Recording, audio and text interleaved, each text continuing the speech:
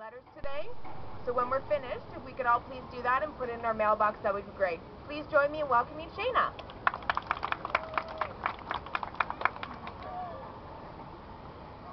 Dear Prime Minister Harper, I am writing this letter to inform you that I strongly disagree with the way First Nations people have been treated in our country.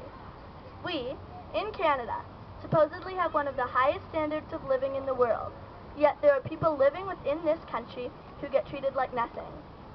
In Aboriginal schools, if there are any, often children don't have school buildings at all. There is black mold, the doors freeze shut so they can't get out in the case of a fire, there are baby snakes all around the classroom, and snakes pop out of the taps when you turn them on.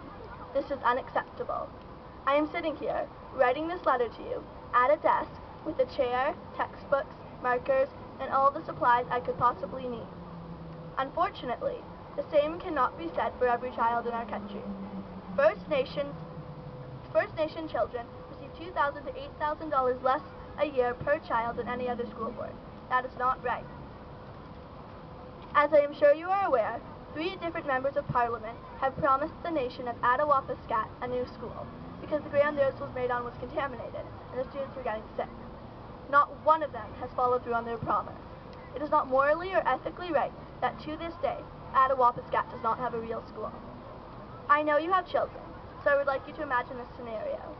The schools in your community either don't exist or can't give your child an adequate education for them to pursue their dream career, so you have to send them hundreds of miles away to school.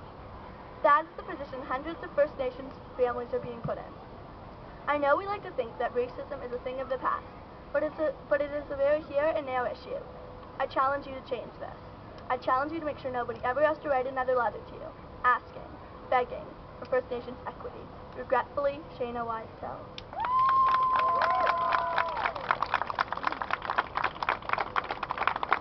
Oh, that made me cry the first time I heard it.